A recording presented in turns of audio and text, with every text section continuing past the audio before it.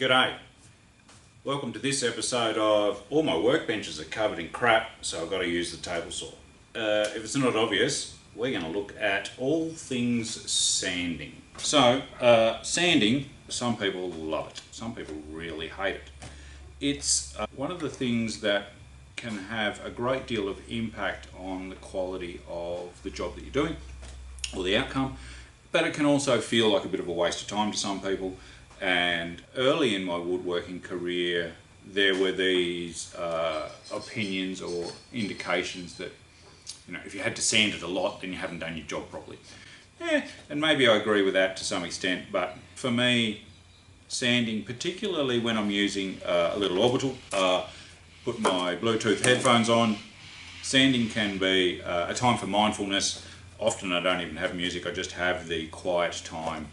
And it's quite good to have some time to reflect, doing a meaningful task. Certainly I see the value in that. There are, however, some times where sanding is not my favourite thing, and one of those is when I've got to use this, the belt sander. This thing is heavy, it's cumbersome. Adapted the dust extraction here so it's not as dirty as it could be. It pulls on your shoulders. It's a bit of a dick to use. This is not something I like using. It is a necessary evil, for want of a better descriptor. But generally speaking, sanding is quite useful for me from a sculpture point of view.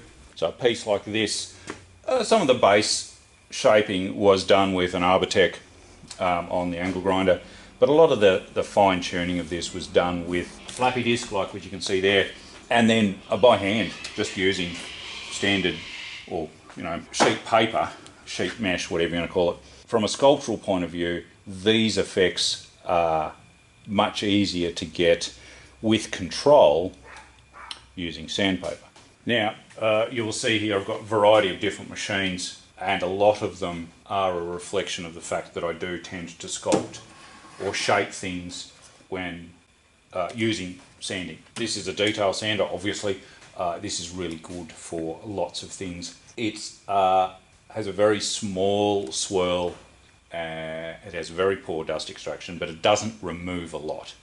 This is for fine detail work. I wouldn't really use it for shaping. And whilst I'm not a big fan of the Bosch brand, this particular thing is my third one, and I'll continue to buy them because they are a good size and shape. And very low vibration, so you can use them for a significant period of time without any sort of fatigue. Another Bosch product is this thing, I don't even know what they call that, but round spinny thing. The barrels come off, there's various barrels. This is good for sculpting, has variable speed, which will allow some control. I found this quite useful, but it is a specialist tool, and most people would not really find a use for that. We've covered the belt sander, not my favourite, but excellent for rapid removal, good for shaping outside curves. It has its place. The angle grinder with the flappy disc is typically the purview of metalwork. I use the cordless because even though the stated speed is the same as the corded version, for some reason I get less burning on the pad itself, so it's more effective for longer. I can't explain it, but yeah, and the cordless is just easy to use. These are just a standard cheapy disc. That's an 80 grit on there. This I use this exact, well, not this exact one, but I use this disc to do some shaping of the inside of a curve on a wooden piece prior to doing the final sand to get the flatness into it. Quite useful, very much a sculptural tool rather than a finish tool. Here I've got a couple little specialist bits that go on the drill. You've got tear-offs. This is good for cavities, places where even the little detail sander won't fit. This will get right into corners. Like a CNC cut cavity in timber needs a little bit of refinish. This is a really good way of doing it. These pieces are the same premise.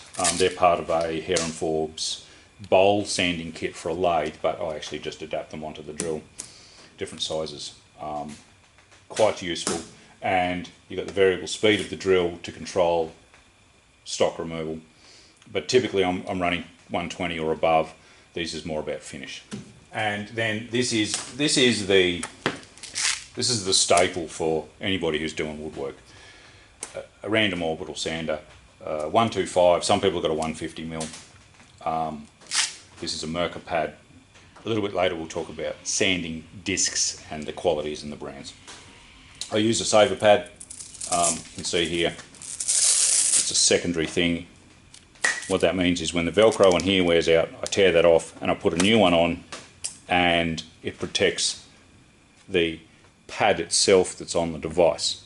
These work out about a quarter the price of a pad, so you can go through a lot of them, to save your pad before the economy goes the other way. This particular one is from Diablo. It's one that comes in the little boxes of bits you get from the big green shed. You can see here we've got 4 of the ports are fully exposed, and then there's a couple narrow ones. It does restrict the flow a little bit. If you're using a mesh type sanding disc, that's not really an issue. The Mirka version, you can see here, genuine Mirka product, has more holes. This will offer better extraction than that, and this will come into service when that one is worn out. I would expect a slightly better or a slight improvement in extraction when that comes into service. This Makita sander has got an adapter on it for my dust extractor, and the dust extractor has a power output, so that when you turn this on, the vacuum comes on. It all works quite smoothly.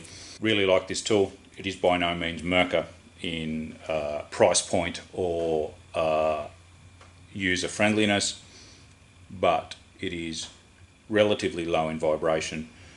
This has served me really well. This would have hundreds of hours on it. It has copped an absolute beating. It gets dropped. You can see here there's marks and stuff on it.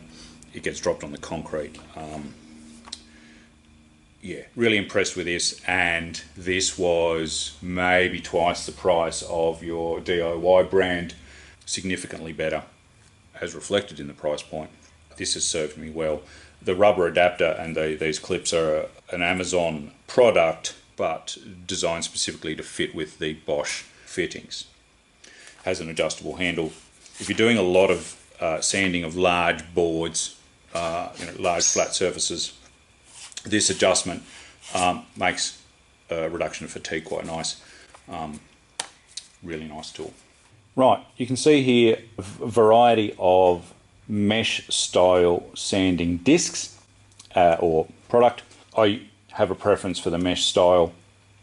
The dust extraction's better through things like the orbital, and typically their service life whilst you're doing stuff is significantly better than paper. I used to use Diablo all the time because you can walk into the big green shed and get it.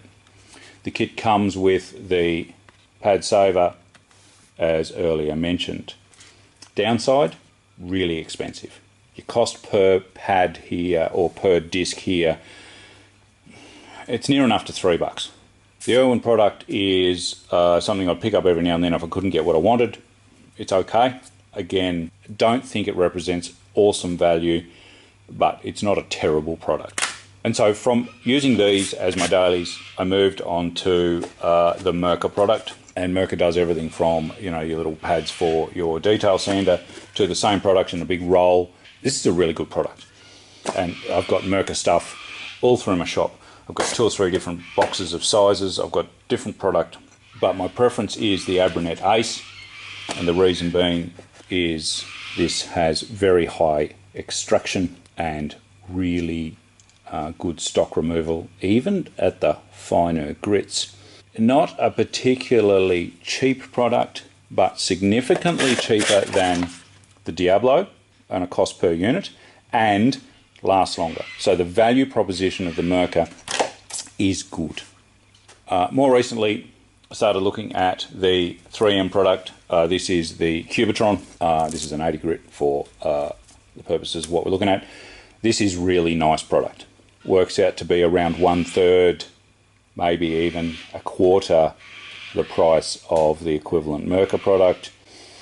Lasts at least half as long. Good product, excellent value, really good stock removal. This is also a 3M product, the blue one. It is an 80 grit also, and it is half the price of this. Service life isn't as good as this, but the value proposition is really good. Downside, at the 80 grit level, this leaves pigtails. This doesn't. This is really good for fast stock removal. It'll pull more stock off than the Merkur equivalent. Doesn't last as long, leaves pigtails. Yeah, I've got both. Doesn't really bother me. This is a slightly more robust material. These tend to tear out around the edges quicker on surfaces that aren't flat, where you're forcing the edge of the disc to work harder. As a general rule, I don't have a great deal of loyalty to any particular brand. Everything here does their job reasonably well, and the Merkur product is really good value. But because the 3M product is significantly cheaper and performs at a level higher than the price point reflects, I have a lot of 3M product. Righto, so that's kind of my overview of sanding. It's not as bad as you think it is. There are some really good products out there. Certainly, if you dig a little bit deeper than just going to the local hardware shop, there are plenty of things that you can get that will give you good value, excellent stock removal. And when you get up in the high grits, the 120, the 240 level, 400 level, these mesh pads really deliver above and beyond what paper can in a massively noticeable way. Stick with the brand you know. Merkur is good, 3M is good. The stuff you can get from the Big Green Shed is okay, but the value just isn't there. Get yourself some good gear. The tool that you use is in part a reflection of how much you enjoy it. Unless it's a belt sander, they just suck. Yeah. So what we've got here is pencil round on here. That's been put on with my router, and what I'm going to do is tidy it up with a sander. Now there's a little trick with doing this so that you keep this nice round edge. Sometimes when you're sanding these things you get a facet because of the way the tool is used. So what I'm going to do is I'm going to run the tool around the curve this way rather than along the edge this way. And by going around the curve, what we will do is maintain this nice arc and not put flat spots up and down.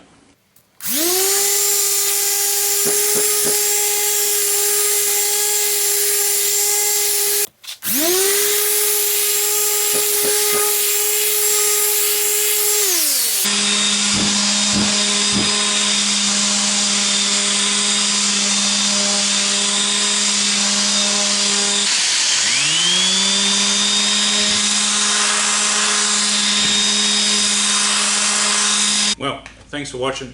I hope you have a great day, and we'll catch up next time.